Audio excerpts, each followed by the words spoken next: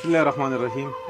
ټول په سوشل میډیا چې څومره کتونکي دي ټولو ته د مینې خلوص سلامونه. یو ځل بیا د سعودي عرب ښار ریاض نه ستاسو روبخښي علي ستاسو سره مخاطب یم. یقینا نن چې د کوم مریض خواته زه ناست یم، د کوم مریض خواله چې زه راغلی یم، د سوات سره تعلق دی، د سوات تحصیلي مټې سره د هغوی تعلق دی، د وزیر اعلی خیبر پښتونخوا د هغوی چې کوم دی وزیر اعلی دی د هغه علاقې سره تعلق دی.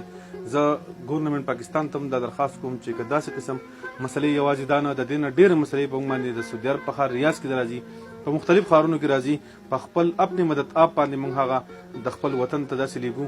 نو زه تاسو ته هم درخواست کوم چې کم از کم ګورنمنټ اف پاکستان چې کله داسې مریضان پاکستان ته هم درشي، تاسو ته پته د هغوی ملا ماته شي، د هغوی خپه ماته ده، نو دوه ځایه د هغوی تقریبا خپه ماته ده چې داسې کسان مریضان درشي، نو کم از کم د هغه مسافرو سره تاسو هم څه نه څه سهولت کوئ، څه نه څه ډسکاونټ هغو سره کوئ. او په سعودي عرب ښار ریاض کې چې څومره پاکستاني دي، څومره پښتانه دي په سعودي عرب کې، ټولو ته زما دا پیغام دی چې کم از کم زمونږ د یو ملګري سره لاس اخلاص وکړئ. دی به مونږ په شریکه باندې چوتو، دی به مونږ پاکستان ته لیږو. د پاکستان ته لیږل چې دا زما او ستا او دا څومره کتونکي چې دا زموږ د ټولو فرض دي. ډېره مننه. الله تعالی دې زموږ د ټولو مسافرو په خپل وطن ثواب وکړي. 14 ورځ زموږ یو 14 ورځ ده زموږ دا د څه شي ده زما سره، او 2-3 ورځې ما علاج وکړو، خو بس دلته کې سعودي حکومت چې دی نو هسپتال باندې ډېر علاج راځي، زما اقامه هم ختمه ده او تامین مې نشته دی. د هغې وجې نه چې نو په هسپتال باندې چې نه خرچه سیوا راځي پوه شوې، او علاج باندې او دومره زما وس نشته. ډېر مسافرونه دي ګوري، مسافر دي نه هغوی ته څه وایي؟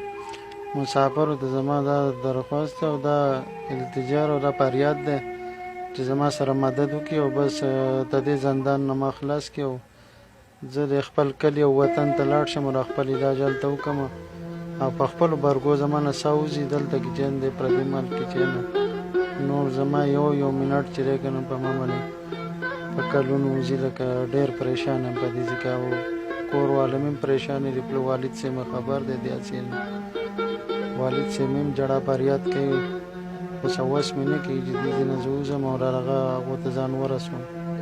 او ستاسو د کتونکو په امید باندې پروت یم چې زما سره اخلاص وکړي او ما ته دې زندان نه خلاص کړي، او خاص کر زموږ پښتانه وروڼه دي، پښتنو وروڼو ته هم دا درخواست کوم چې زما سره لاس اخلاص وکړي چې دې مصیبت نه خلاص کړي.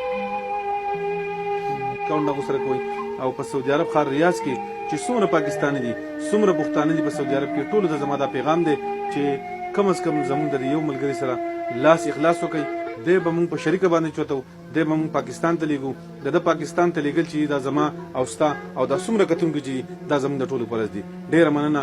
الله تعالی دې زموږ د ټولو مسافرو په خپل وطن ثواب وکړي.